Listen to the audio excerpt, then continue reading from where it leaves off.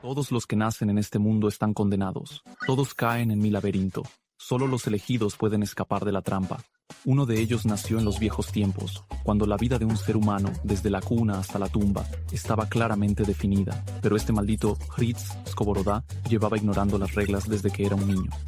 Ni la teología ni la retórica, que estudió en la Academia Kiev-Mohyla, le ayudaron.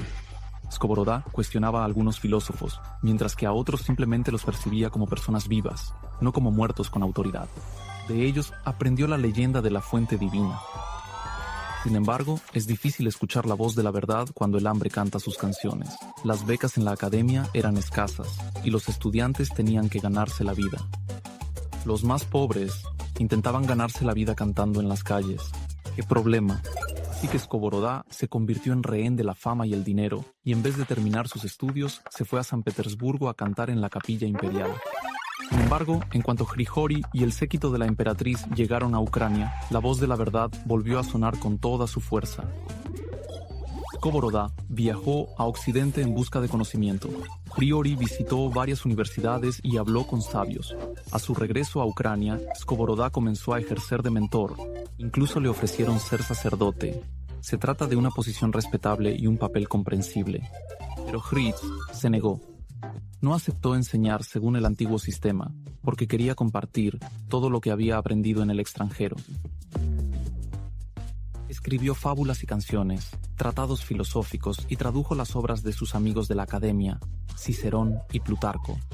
Enviaba sus traducciones en cartas a sus alumnos y amigos. Skovoroda decía que una persona debe hacer lo que le resulta más cercano y que el trabajo debe estar relacionado. Enseñaba a la gente a escucharse a sí misma y decía que el alma, los pensamientos y el corazón son más valiosos que el cuerpo. Viajó por Ucrania y habló con la gente corriente. Ni siquiera la muerte le asustaba. Cuando la sintió venir, Skovoroda cavó su propia tumba y luego se fue a la cama y se quedó dormido. En la tumba de Grigori Savich dice: «El mundo intentó atraparme pero fracasó». Y todo esto porque Skovoroda aprendió mi mayor secreto. Se dio cuenta de dónde buscar la fuente de la verdad.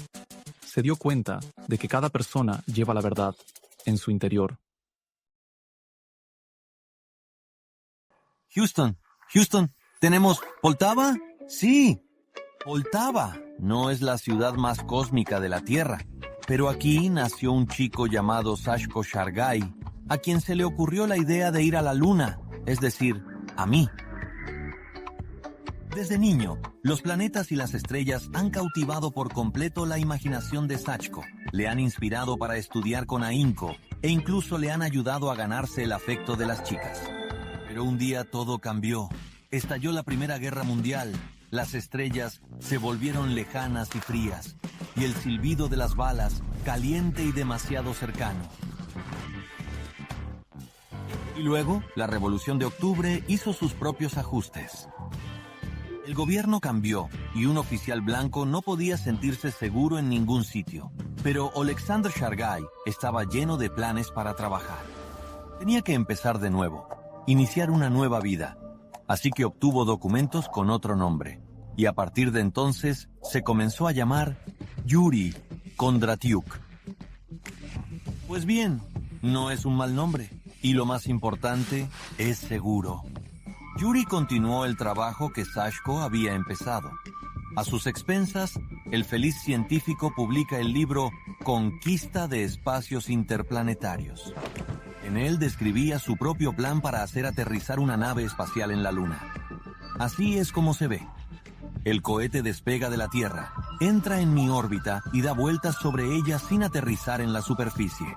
Y el aterrizaje se realiza utilizando un módulo lunar, es decir, una mini nave. Así se evita el enorme consumo de combustible de un aterrizaje con cohete.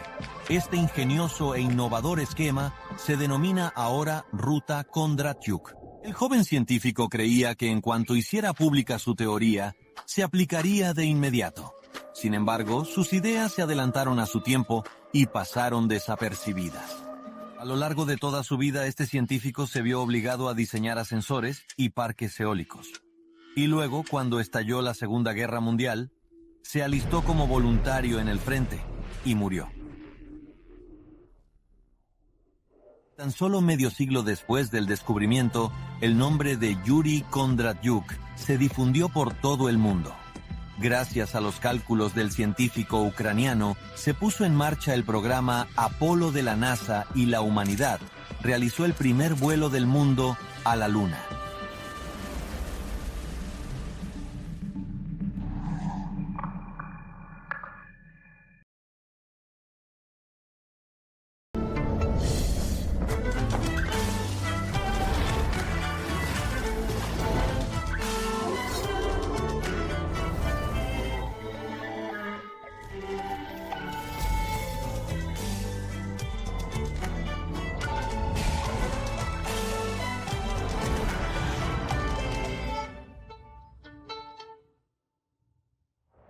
La región de Kharkiv ha desempeñado durante mucho tiempo un papel importante en la historia de Ucrania.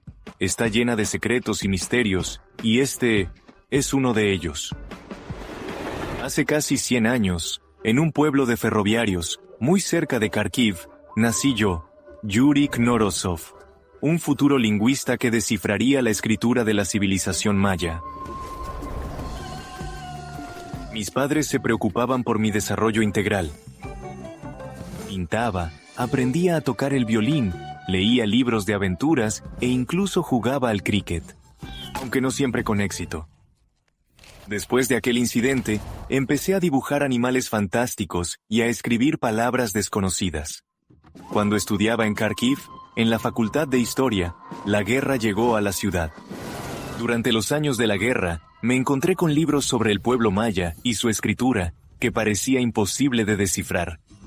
Pero estaba seguro de una cosa: lo creado por una mente humana podía ser resuelto por otra.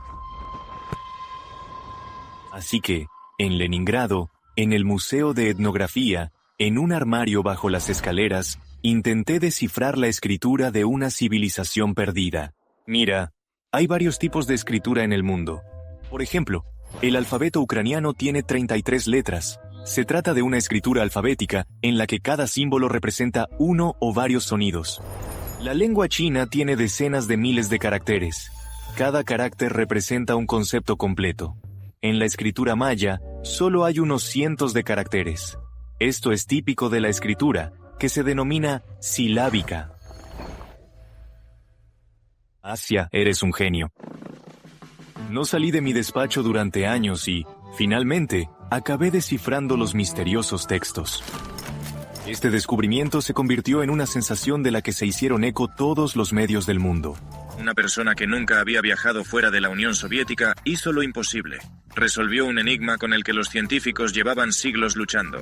Me invitaron a dar conferencias en las mejores universidades del mundo. Pero esto era exactamente lo que me resultaba imposible.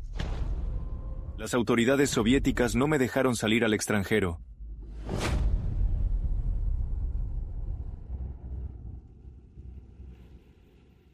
Tuvieron que pasar 40 años desde el descubrimiento para que finalmente visitara la tierra natal de los mayas. Y entonces, recordé los dibujos de mi infancia. Resultó que el nombre Tancas, que di al extraño animal, en realidad significa Vía Láctea en lengua maya, y que además, la palabra Polinka es muy similar al nombre de una de las ciudades mayas Palenque. Entonces, ¿fue solo una coincidencia? ¿Podría haber estado destinado a desentrañar el misterio maya desde niño? Algo es seguro: cualquier cosa creada por una mente humana puede ser desentrañada por otra. Y yo, Yuri Knorosov, residente de Kharkiv, junto con mi gata Asia, quedaré para siempre en la historia del mundo.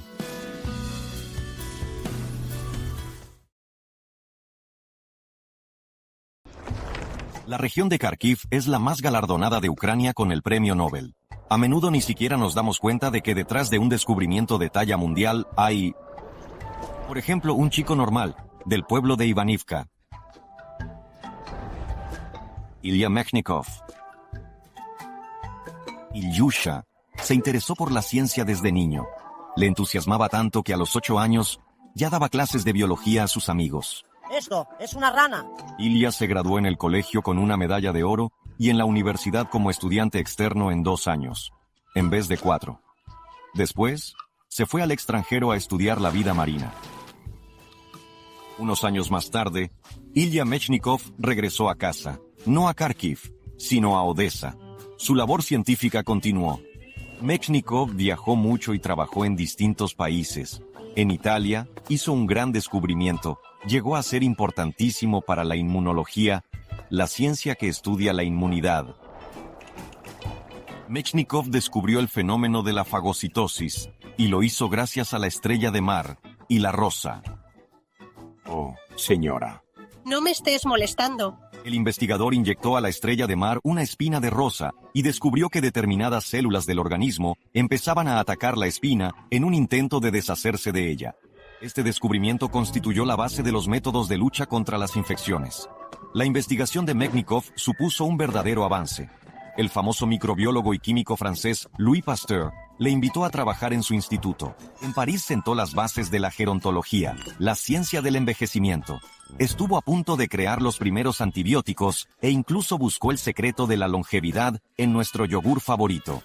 Mechnikov estaba tan obsesionado con la ciencia que llegó a probar en sí mismo una vacuna contra el cólera. Una vez, fue retado a duelo por un aristócrata francés. Mechnikov tuvo que elegir un arma y él propuso un duelo de vasos. Una contenía agua limpia, la otra con esporas de ántrax. El enemigo decidió que era mejor no meterse con el científico. Finalmente, en sus últimos años, Ilya Mechnikov recibió el Premio Nobel de Fisiología y Medicina por su contribución al estudio de la inmunidad. Él se convirtió en el primer premio Nobel de ascendencia ucraniana, pero Mechnikov no pudo asistir a la ceremonia de entrega. Dedicó todo ese tiempo a experimentos. Lo siento, pero aún me quedan muchos descubrimientos por hacer.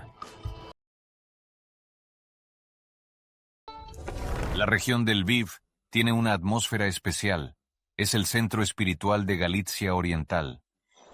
Y aquí, sí, aquí es donde vivo yo, Iván Franco. Cuando era niño, mi madre me llamaba Myron para ahuyentar a los malos espíritus. Y la gente solía decir que yo era un mago y un alma del bosque. Pero lo dudo, aunque mi memoria seguía siendo increíble. En la escuela podía leer a Shakespeare en alemán y repetir al pie de la letra lo que decía el profesor. Iván, esto es fantástico. Mi padre falleció cuando yo tenía tan solo 9 años. Y mi madre falleció luego, cuando yo tenía 16 años. Mi padrastro accedió a pagarme los estudios, pero para obtener todo lo demás, tenía que trabajar, así que me convertí en tutor. Además, no tenía dónde vivir, así que un pariente lejano me proporcionó un alojamiento.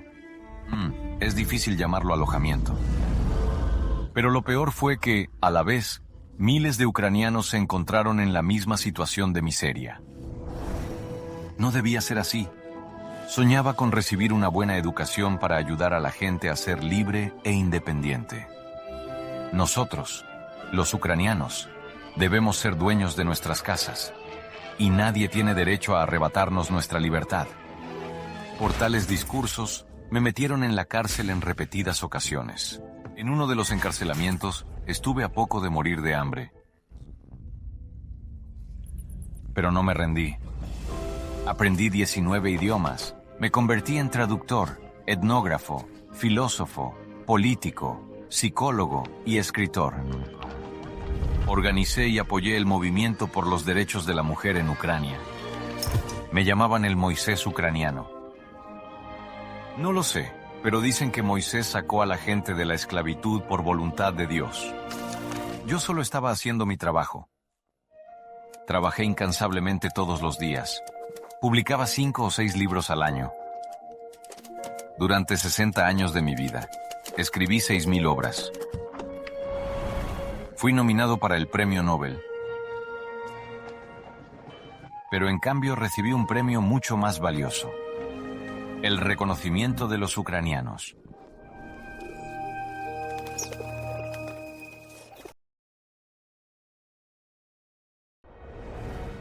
¿No me has reconocido? Por supuesto que no. Hace 100 años que no se me menciona. Yo soy Cólera. No hace mucho tiempo. El mundo me pertenecía. Naciones enteras se inclinaban ante mí. se susurraba mi nombre. Intentaron poner en cuarentena a los barcos en los que navegaba para conquistar nuevos países, pero yo no necesitaba permiso para entrar en el puerto. Me preocupé cuando Volodymyr Kavkin, desde la infancia, comenzó a ver lo que otros no veían. ¿Buscando una infección de nuevo? Ve a casa y lávate las manos. Pero la verdadera preocupación la sentí cuando se interesó por las bacterias. Su maestro, Mechnikov, reconoció su talento como bacteriólogo y le invitó a París. Y fue allí donde el insidioso Kavkin atrapó a mis pequeñas hijas, las bacterias del cólera, y se las inyectó bajo su propia piel. Era una guerra a vida o muerte, pero mis hijas estaban demasiado débiles para infectar a Kavkin con el cólera. Su sistema inmunitario fue capaz de desarrollar un antídoto, los anticuerpos. Kavkin sobrevivió y de esa forma descubrió cómo crear un arma contra mí, una vacuna contra el cólera. Pero no sería yo misma si no utilizara como respuesta la principal debilidad de las personas, el miedo. Al fin y al cabo, para vencer al cólera había que contraerlo. No había almas tan valientes. Entonces, organicé un banquete para todo el mundo y causé una verdadera catástrofe global. Y cuando la humanidad, desesperada, se acordó de la medicina experimental de Kavkin, le preparé una reunión de bienvenida. Todo el mundo tenía más miedo de su vacuna que a mí. Y de repente, delante de todos, este insolente se vacunó. Entonces creyeron en Kavkin. Él solo llegó a realizar más de 42,000 vacunaciones. Yo estaba perdiendo fuerza. Por lo tanto, decidí pedir ayuda a mi hermana mayor, que desde la Edad Media ha aterrorizado a la humanidad, la peste. Ella, de inmediato, se fue a la India, pero Kavkin volvió a recurrir a sus trucos. Atrajo a mi hermana con el caldo de pollo que a ella tanto le encantaba. Le hizo a ella lo mismo que me hizo a mí. La historia se volvió a repetir.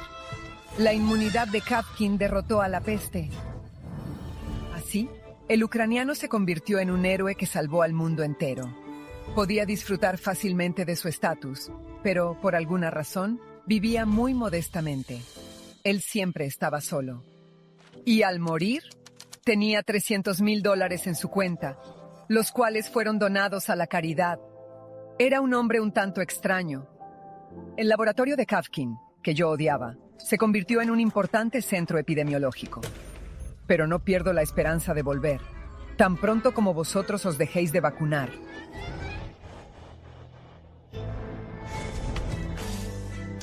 Descubre la extraordinaria Ucrania con el libro de viaje. Virus Chisimantú, dale me gusta y activa la campanita.